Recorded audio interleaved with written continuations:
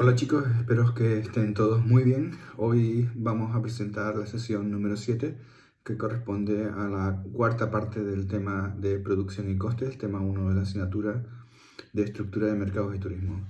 Hoy vamos a ver la relación entre los costes medios, costes variables medios y coste marginal. En esta transparencia, en la ecuación número 1 tenemos la función de producción. En este caso es una función de producción de corto plazo porque el factor capital K tiene una barrita por encima.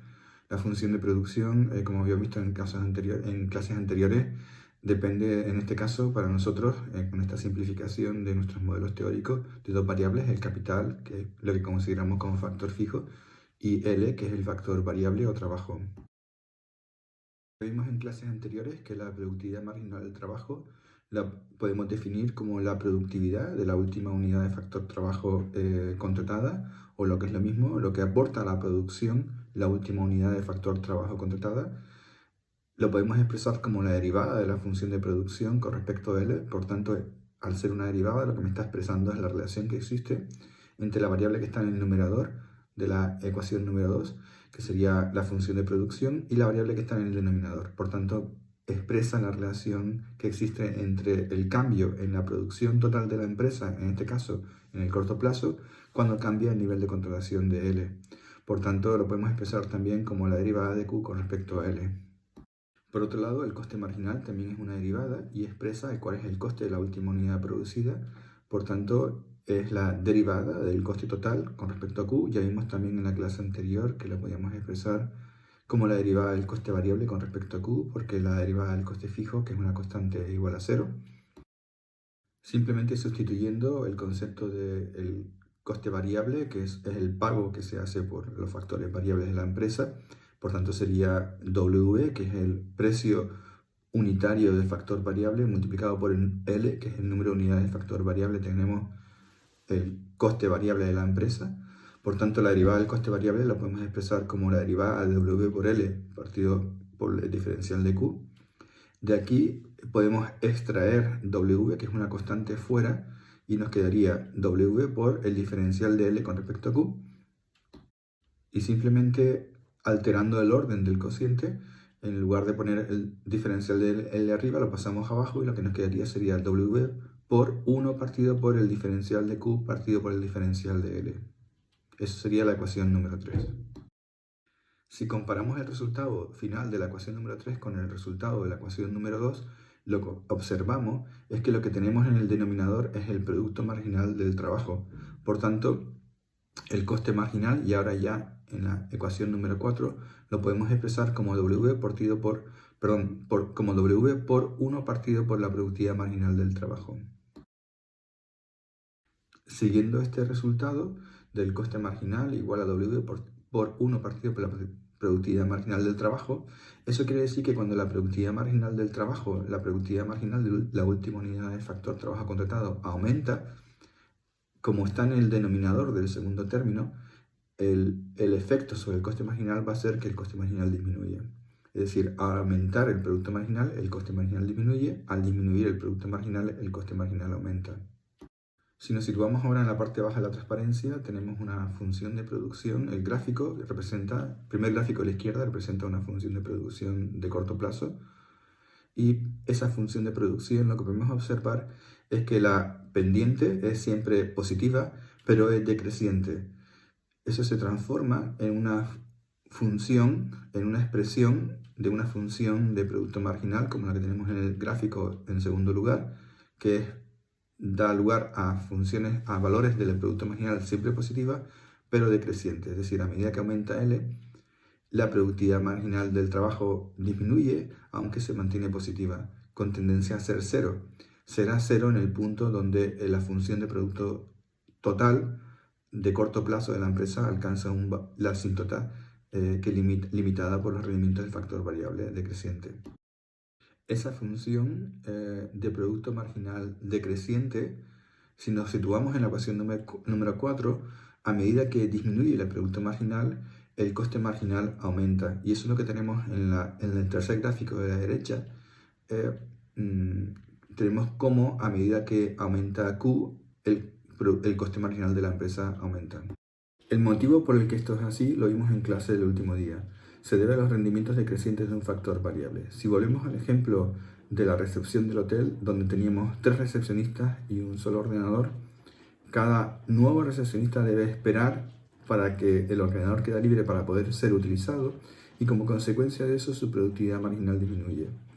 Eso quiere decir que cada recepcionista tiene una capacidad inferior para registrar clientes, pero sin embargo su salario es el mismo, lo cual quiere decir que el coste por cliente registrado aumenta. Tenemos esta transparencia, son de nuevo las 3 funciones representadas: la función de producto total de corto plazo, la función de producto marginal y la función de coste marginal creciente. La función de producto total de la primera línea es una función que siempre es creciente, pero que siempre tiene una pendiente que es decreciente, es decir, la pendiente va siendo cada vez menor. Si trazamos las rectas tangentes, vamos a observar que el senderista subiendo por esa ladera va encontrándose con una pendiente cada vez inferior. Eso se traduce en una función de producto marginal que es siempre decreciente y por tanto una función de coste marginal que es siempre creciente. Como ya vimos en clase, esta situación es una situación que es poco realista porque los rendimientos decrecientes de un factor variable aparecen siempre desde el principio. Veíamos el ejemplo del restaurante, veíamos que la incorporación de un segundo camarero lo que iba a hacer era aumentar la productividad de este camarero debido al efecto de la especialización. Por tanto, una función de producto marginal que es siempre decreciente desde el principio y que por tanto genera una función de coste marginal creciente siempre desde el principio, no es una función que sea realista. En la segunda línea tenemos una función de producción de corto plazo también, lo podemos identificar porque el factor fijo K tiene un gorrito por encima y también porque la función de producción es asintótica, tiene una asíntota que la podemos identificar por la línea roja horizontal. Lo que observamos de esta función es que es una función que es siempre creciente, quiere decir que que tiene una pendiente que toma siempre valores positivos, pero si observamos con más detenimiento, si trazamos las pendientes de la función en cada punto, si trazamos la recta tangente de la función en cada punto, lo que vamos a observar es que en el primer tramo de la función, la pendiente de esa función toma valores cada vez mayores. Es decir, toma valores positivos, la función es siempre creciente, y su pendiente toma valores cada vez mayores. Es decir, el senderista se enfrenta en el primer tramo de la función a una pendiente que es cada vez más creciente. Eso se transforma en el segundo gráfico en una función de producto marginal que siempre toma valores positivos, pero que es creciente. A partir del segundo tramo de la función de producto total en el primer gráfico, la función sigue siendo creciente, por tanto la productividad marginal, la pendiente siempre sigue tomando valores positivos, pero lo que se observa es que aunque la pendiente de la función sigue tomando valores positivos, sus valores cada vez van siendo menores. Es decir, el senderista, como se observa, el senderista en esa función cada vez se enfrenta a una pendiente inferior. En el segundo gráfico eso se refleja con una función de producto marginal que toma valores positivos, pero cada vez inferiores. Finalmente, la función de coste marginal que corresponde a la función de producto marginal del segundo gráfico es una función de coste marginal que es inversa siempre a la de producto marginal y por tanto en el tramo donde el producto marginal es creciente, el coste marginal va a ser decreciente y en el tramo donde el producto marginal es decreciente, el coste marginal es creciente. En este caso, esta función de coste marginal con forma de U, decreciente al principio y creciente al final, sí es una función de coste que es realista, atendiendo a que los rendimientos del factor variable no aparecen desde el principio.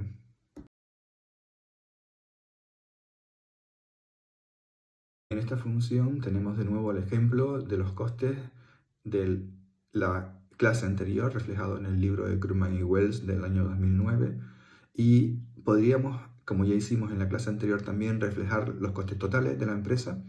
Serían unos costes totales decrecientes como se ven en el segundo gráfico de la transparencia en la parte superior derecha. Es una función que es creciente constantemente. Eso se observa también por los valores que toman los costes totales en la cuarta columna de la tabla.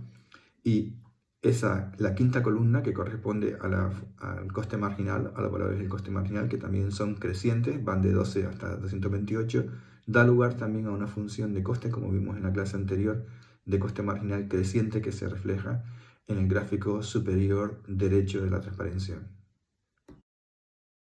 Si ahora dividimos la cuarta columna por la columna número 1, es decir, si dividimos el coste total por el número de unidades producidas y reflejamos esto gráficamente, lo que vamos a observar es que al principio los costes totales medios de la empresa son muy altos y empiezan a decrecer. Empiezan a decrecer hasta un punto que es el punto M, que es el punto del mínimo de la función del coste medio, y a partir de ese punto la función es creciente. Por tanto, si calculáramos en primer lugar los costes medios, dividiendo el coste total partido por el número de unidades Q, nos encontraríamos con una función de coste total para este ejemplo del libro que sería decreciente al principio y creciente al final.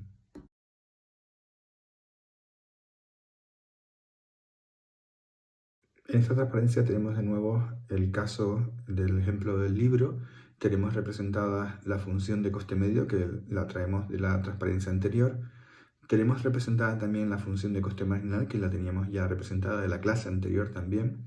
Por tanto, ambas funciones las habíamos representado en las clases anteriores, en las transparencias anteriores y en las clases anteriores, quiero decir.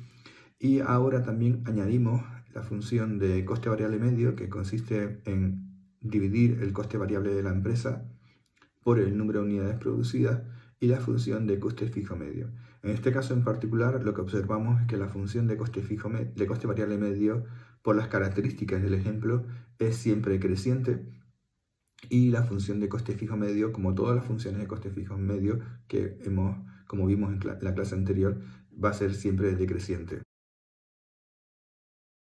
Como recordatorio, la función de coste marginal es el coste de la última unidad producida, el coste medio es la media de lo que cuesta cada unidad producida, el coste variable medio es la media de lo que cuesta cada unidad producida teniendo en cuenta solo los costes variables totales, y el coste fijo medio es la media de lo que cuesta cada unidad producida teniendo en cuenta solo el coste fijo.